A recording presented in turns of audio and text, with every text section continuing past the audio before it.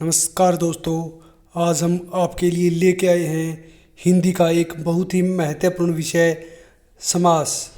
समास आपको पता ही है, हर पेपर में एक या दो क्वेश्चन समास से ज़रूर पूछे जाते हैं। कहते हैं कि समास बड़ा बदमाश, समझ में आए तो खास।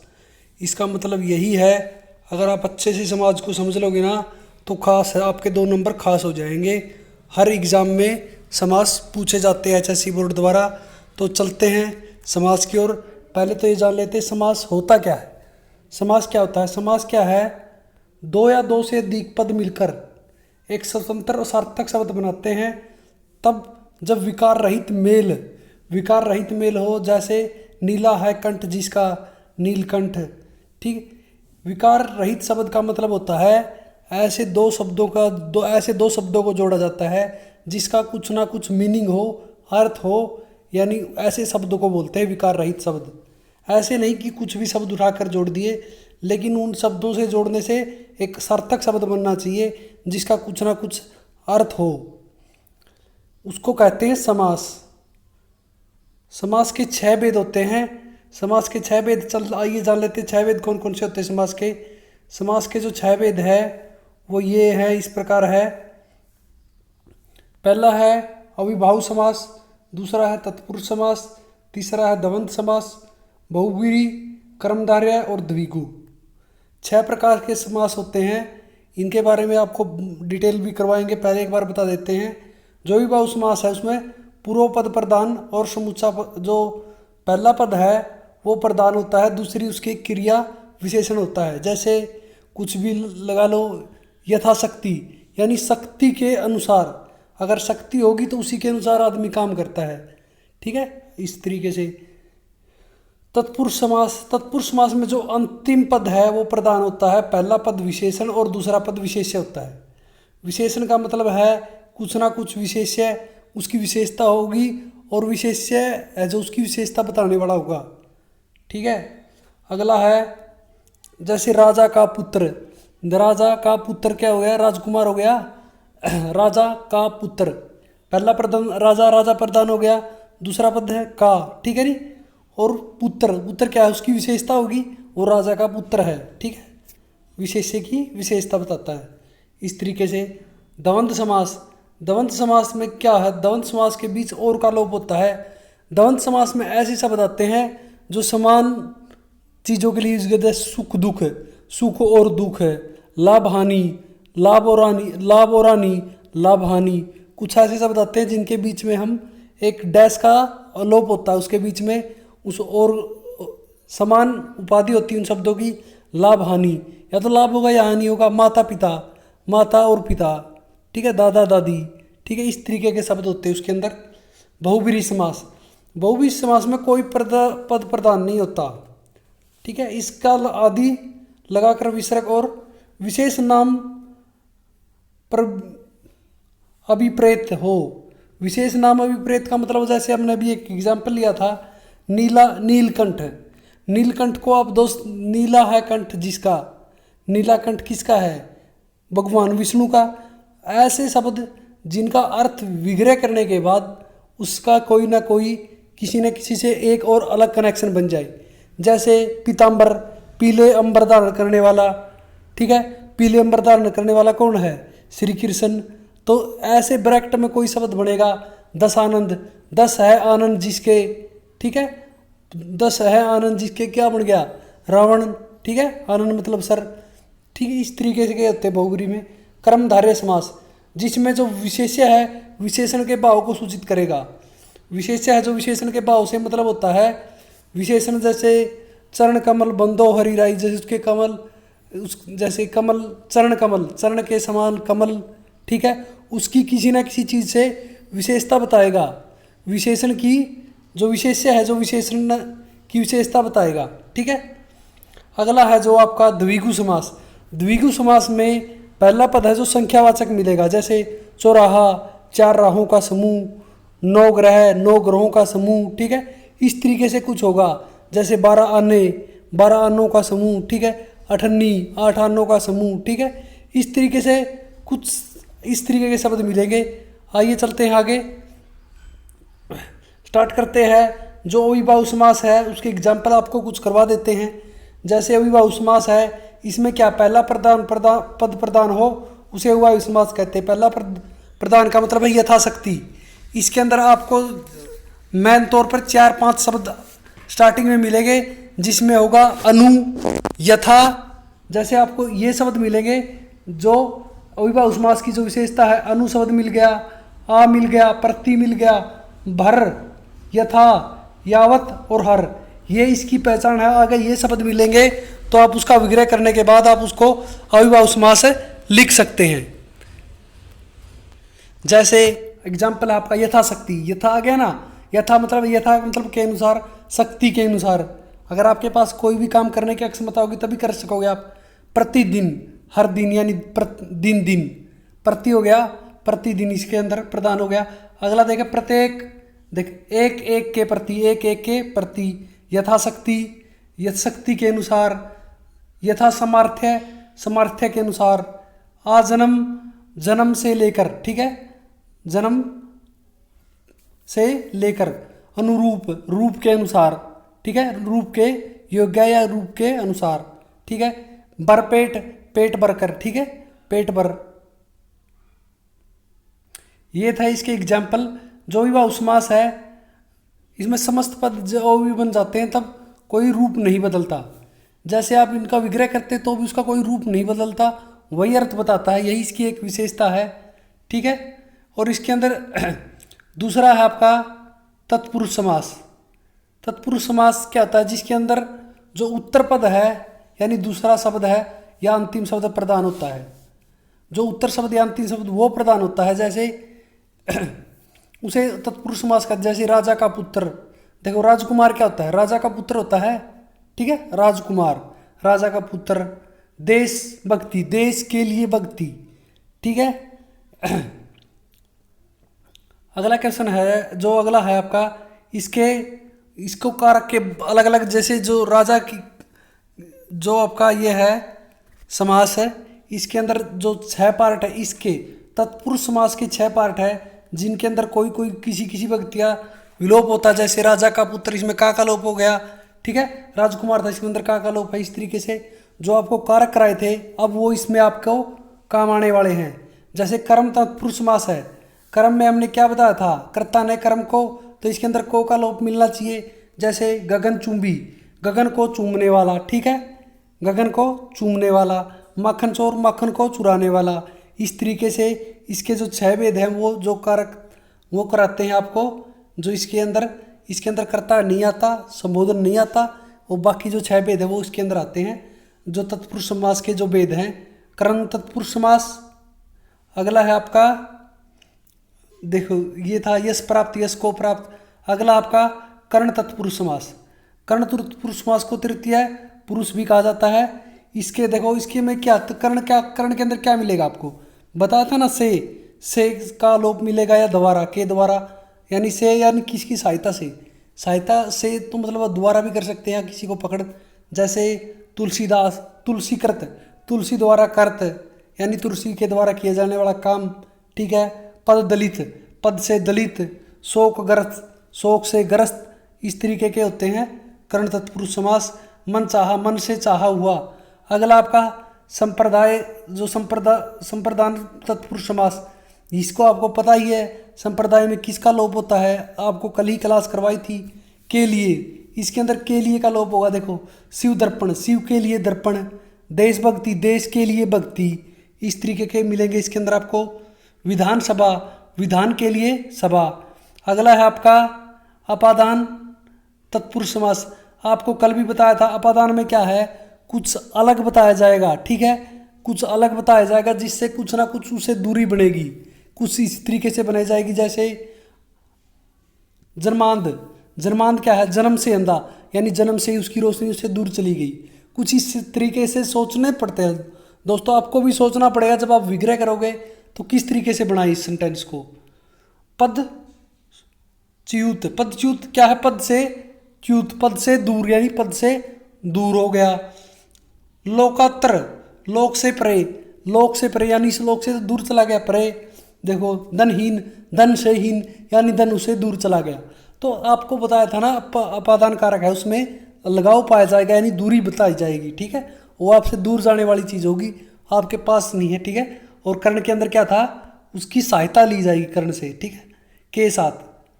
जो संबंध है आपका, जो संबंध है, संबंध तत्पुरुष समास, उसके अंदर क्या है, उसके अंदर आपको का, के लोप मिलेंगे जैसे, ठीक है। संबंध जैसे सीतापति, सीता का पति, राजभवन, राजा का भवन, ठीक है।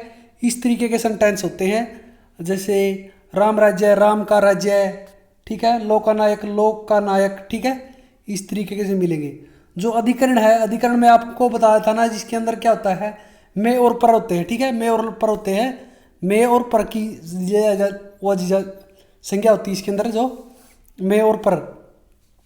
अधिकरण के अंदर देखो, आपको देखो, नराधम, नराधम क्या है, नराधम, नरों में अधम, नरों में अधम, में का लोप था ना इसके अंदर, तो क्या है, अधिकरण तत्पुरुष समास।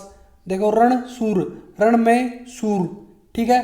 सर्वोत्तम, सर्व सभी, सर्व सबों में उत्तम, ठीक है। जैसे में का लोप हो रहा था ना, ठीक है। इसी तरीके से नरोत्तम, नर में उत्तम, ठीक है। इस तरीके के होते हैं तत्पुरुष समास। ये थे तत्पुरुष समास के भेद। अब चलते हैं अपने, अगला है कर्म धार्य समास। ये बहुत ही ज़्यादा ज़रूरी है, कई बार आपसे इसी में कंफ्यूज करेगा आपको, आगे चल के बताऊंगा आपको।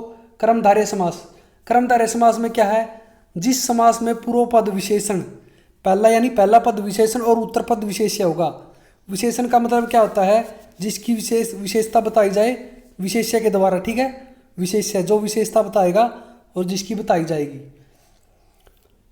इसका विग्रह करने के बाद दोनों पदों के बीच समान है, जो आदि का उपयोग करते हैं। जैसे नील, जैसे नील गाय है, नील और गाय दोनों समान दिखाई दे रहे हैं, लेकिन नीली है जो गाय, जो नील है जो गाय, पहले नीली है जो गाय, गाय के रंग की विशेषता बता दी। विशेषण क्या था, गाय जो विशेष्य था, विशेष्य ने विशेषण की विशेषता बता दी, ठीक है। विशेषण क्या था अपना, गाय, और विशेष्य क्या था, नीला, ठीक है। जो नीली है जो गाय, ठीक है। इसके अंदर जैसे परमानंद, परमानंद का क्या है, परम है जो आनंद, ठीक है। आनंद है, जो आनंद है वो क्या है अपना विशेषण, और परम क्या है उसकी विशेषता, परम है जो आनंद। अगला है नीला, नीलकंठ, नीला है जो कंठ, ठीक है, कंठ, ठीक है। यह क्या अपना विशेषण, और ये क्या उसकी विशेष्य, नीला है, ठीक है। उसकी विशेष्य है नीला है वो कंठ। महान आत्मा, महान है जो आत्मा, ठीक है। अधपका, आधा है जो पका हुआ। देखो ध्यान देने वाली बात है, ये दे रहा हूँ, जो हिंदी में कभी कभी क्या विशेष्य पहले और विशेषण बाद में भी आ सकता है, पहले भी आ सकता है विशेष्य और बाद में भी आ सकता है। देखो जैसे पीला अंबर, पीला है अंबर, ठीक है, पीला है अंबर। चंद्रमुखी, चंद्र के समान मुख वाली, चंद्र के समान मुख वाली। अगला है परमानंद, परम है जो आनंद, ठीक है। सुविचार, अच्छे विचार है, अच्छे हैं जो विचार, सुविचार। इसी तरीके से महादेव, महान है जो देव, महादेव। अगला आपका जो समास है वो है द्विगु समास। द्विगु समास में आपको बताया था, जो द्विगु समास में क्या आता है, पहला पद है जो आपका संख्यावाचक होगा, और उसका जो संख्याओं का समूह होने के बाद, जैसे नवविधि, नौ विधियों का समाचार, यानी नौ विधियों का संग्रह, ठीक है। त्रिवेणी, तीन वेणियों का समारोह है, तीन वेणियों का समारोह है, क्या कहलाता है, त्रिवेणी। संख्यावाचक होता है, आपको पता चल गया। जैसे आपको त्रिलोक, तीन लोकों का समूह, सप्तद्वीप, सात द्वीपों का समूह, इस तरीके के सेंटेंस मिलेंगे आपको, ठीक है। अगला है जो आपको ये तो संख्यावाचक है, आराम से हो गया। द्विगु, द्विगु आए तो उसमें संख्या पहले मिलेगी, लेकिन आपको द्विगु में ध्यान क्या रखना है, जैसे ये तीन लोक था, तीन लोकों का समूह, त्रिनेत्र आ जाता, तो उसको समूह करने के आप तीन नेत्रों वाला भी बोल सकते हैं, आप तीन नेत्रों का समूह भी बोल सकते हो, ठीक है। त्रिनेत्र कौन होता है, विष्णु भगवान होता है, ठीक है। जहाँ पर विशेष, सबसे पहले अगर वो उस समास में विग्रह करने के बाद कोई विशेष शब्द निकल रहा है तो पहले उसको बहुव्रीहि को, अगर आपको बहुव्रीहि लग रहा है तो पहले बहुव्रीहि को प्राथमिकता देनी है। आपको बाद में ये क्लियर करता हूँ मैं। द्वंद्व समास, द्वंद्व समास में क्या था, जिसके अंदर दोनों पद है वो समान रूप से प्रदान होते हैं, दोनों पद प्रदान होते हैं। उसके अंदर आपको कोई अलग से पहचान करनी, जैसे नदी और नाले, नदी नाले बन गया, ठीक है। राजा और प्रजा, राजा प्रजा बन गया, रोजा लिखा गया दोस्तों। अगला था पाप और पुण्य, पाप पुण्य, ठीक है। जो इनमें समान शब्द हो, ठीक है, जिनका समान हो, तो जैसे माता पिता, दादा दादी, भाई बहन, ठीक है, सुख दुख, गुण दोष, ठीक है, ऐसे शब्द मिलेंगे आपको द्वंद्व समास के अंदर, ठीक है। द्वंद्व का मतलब क्या, बराबर का युद्ध, ठीक है। द्वंद्व में क्या होता था, जो संस्कृत का शब्द होता था द्वंद्व, द्वंद्व करना है, ठीक है, युद्ध करना है, यानी बराबर के, ठीक है, बराबर के पद मिलेंगे आपको। जो आपका अंतिम है आपका बहुव्रीहि समास, ये बहुत ही ज़्यादा इंपॉर्टेंट है, क्योंकि बहुव्रीहि, कर्मधारय और द्विगु समास, इन तीन समासों के बीच आपको काफ़ी ज़्यादा कन्फ्यूजन मिलता है देखने को, वो मैं आपको क्लियर कराने की कोशिश करूँगा। बाकी देख लेना, आपको समझ में आए तो। बहुव्रीहि समास क्या है, इसमें कोई पद प्रधान नहीं होता, दोनों पद मिलकर तीसरे पद की ओर संकेत करते हैं। यानी इनमें कोई पद प्रधान नहीं होता, लेकिन जो जब मिल जाते हैं तो तीसरा पद बन जाता है, ठीक है, उसकी ओर संकेत करते हैं। जैसे जो बहुव्रीहि समास है उसमें देखते हैं अब नीलकंठ। नीलकंठ हमने कहाँ लिया था, जो कर्मधारय समास है उसके अंदर भी लिया था, नीला है कंठ, ठीक है, नीलकंठ, नीला है कंठ जिसका, उसमें क्या था, उसके विग्रह करने पर आपको पता था नीला है कंठ, ठीक है। उसमें क्या है, उसकी विशेषण ने उसकी विशेषता बता रखी है, ठीक है। अब देखियो आप, जो दोनों पद मिलकर क्या है, नीला है कंठ जिसका, इस तरीके से बनाएंगे इसको, क्या है, जो नीला, नीला है फट, कंठ लिख, यहाँ पर भाई कंठ था, यहाँ पर दोस्तों कंठ, नीला है कंठ जिसका, अर्थात विष्णु। तो तीसरा पद बन गया ना, नीला है कंठ जिसका, क्या बन गया, शिव होता है ऐसा जिसका नीला कंठ है। तो तीसरे पद बन गया ना, दो पदों को जोड़कर, देखो नील और कंठ को जोड़कर क्या, नीला है कंठ जिसका, क्या बन गया, नीलकंठ होता है वैसे, और नीला कंठ किसका होता है, विष्णु का। तो तीसरे पद की ओर संकेत कर दिया, विष्णु तो इस सेंटेंस में था ही नहीं कहीं, लेकिन संकेत तो उसी तरफ गया ना, इसलिए बहुव्रीहि समास में क्या, तीसरा पद शिव है जो उसकी ओर संकेत किया है। बहुव्रीहि समास की डेफिनेशन, जैसे आपसे किसी तरीके का एग्जाम्पल पूछा जाएंगे, लंबा, लंबोदर, लंबोदर किसको बोलते हैं, लंबा है उधर जिसका, यानी पेट है जिसका लंबा, जिसका लंबो उधर, लंबोदर किसको बोलते हैं, गणेश जी को, गणेश जी की ओर इशारा हो गया तीसरा पद की ओर। अगेन देखो, 10 आनंद, 10 है आनंद जिसके, यानी रावण, 10 है आनंद यानी 10 है सिर जिसके, कौन हो गया, रावण। इसमें एक विशेष तीसरा पद बनेगा ही बनेगा, आपके विग्रह करने पर डिपेंड करता है कि आप उसको किस तरीके से बनाते हैं। 10 है आनंद जिसके, आप ये भी बोल सकते हैं महान है जो वीर, महावीर, महान है जो वीर, महावीर। देखो चक्कर पानी, चक्कर है पणी में जिसके, पणी में चक्कर है जिसके, कौन है, विष्णु। अगला है 4 चतुर्भुज। अब ये देखो, आपको बताया था ना, अगर पहला पद संख्यावाचक है तो आप क्या करोगे, द्विगु को चुनोगे, लेकिन इससे क्या बन रहा है, ये ध्यान रखना आपको। अब यहाँ पर आपका कन्फ्यूजन क्लियर होगा। देखो, जो द्विगु समास में क्या है, सिर्फ संख्या, ऐसे शब्द बने, ऐसे शब्द जिन्हें जिससे कोई तीसरे पद की ओर इशारा ना हो, वो तो हो गए द्विगु, लेकिन तीसरे पद की ओर इशारा हो गया ना, तो फिर वो हो जाएगा आपका बहुव्रीहि समास। बस यही ध्यान रखना है, वहाँ पर बहुव्रीहि को प्राथमिकता देनी है। जैसे चतुर्भुज, 4 भुजाएं है जिसकी, 4 भुजाएं हैं जिसकी, और क्या, 4 भुजाओं का समूह भी लिख सकते हैं आप इसको। 4 भुजाओं का समूह लिखोगे तो आपको लिखना पड़ेगा द्विगु। 4 भुजाएं हैं जिसकी, वो क्या, 4 भुजाएं किसकी, विष्णु की, तो विष्णु। अगर ऑप्शन में आपको दोनों में से दोनों दे रखे हैं तो आप तब बहुव्रीहि को चुनेंगे, ठीक है, बहुव्रीहि को, क्योंकि इसमें सिर्फ तीसरा पद बनेगा ही बनेगा, ठीक है। वो एग्जाम में इसी तरीके से कंफ्यूज करेगा आपको। जो अगला है प्रधानमंत्री, मंत्रियों में है प्रधान, जो प्रधानमंत्री, ठीक है। पंकज, जो पंख के अंदर पैदा हुआ, यानी चीकड़ के अंदर पैदा हुआ हो, यानी कमल, कमल सीकड़ के अंदर पैदा होते हैं, ठीक है। इस तरीके से आपको तीसरी चीज़ की ओर इशारा किया जाएगा इसमें, अनहोनी, न होने वाली घटना यानी विशेष कोई घटना। गिरधर, गिरी को धारण करने वाला है जो, गिरी को कौन धारण करने वाला है, श्री कृष्ण। पीताम्बर, पीला है अंबर जिसका, पीले। देखो आपको दो तरीके से बना सकते हो। अब आपका कर्मधारय समास भी आ जाएगा इसके अंदर। आपका कर्मधारय समास है, ये एग्जाम्पल इसलिए लिए गए हैं ताकि आपका कन्फ्यूजन दूर हो जाए। पीताम्बर, पीले अंबर धारण करने वाला, पीले अंबर वाला, ठीक है। पीताम्बर क्या होगा, पीले अंबर वाला, ठीक है। जो पीला है उसने अंबर की विशेषता बता दी, तो क्या हो गया, कर्मधारय समास हो गया। लेकिन पीले है वस्त्र जिसके, इस तरीके से लिखेंगे तो कृष्ण। अगर दोनों ऑप्शन में दे रखे हैं तो बहुव्रीहि चुनेंगे आप, ठीक है, कर्मधारय से। अगर एक दे रखा तो आपके लिए आसानी हो ही गई, ठीक है। इस तरीके से आपको ये अब पता चल गया। द्विगु और बहुव्रीहि में कन्फ्यूजन था, वो आपका इस तरीके से होगा। अगर वो तीसरे पद की ओर इशारा कर रहा है तो बहुव्रीहि, लेकिन कोई संख्या है जैसे जिससे कोई तीसरा वर्ड नहीं बन रहा, ठीक है। जैसे नौ रत्न, नौ रत्नों का समूह, नौ रत्न तो किसी के पास है नहीं, किसी और की ओर इशारा नहीं कर रहे, तो वो हो जाएगा द्विगु ही रह जाएगा। अगर किसी और की ओर जैसे त्रिलोक, तीन लोकों का स्वामी, ठीक है, इस तरीके से होगा तो क्या आएगा, बहुव्रीहि आएगा उसके अंदर। वो आपको अपने विग्रह पर डिपेंड होता है, ठीक है। जैसे त्रिलोचन, तीन है लोचन जिसके, या वहाँ बोल सकते थे आप तीन नेत्रों वाला, ठीक है। तीन नेत्रों वाला, उसके नेत्रों की विशेषता होगी, तीन है नेत्र इसके, ठीक है।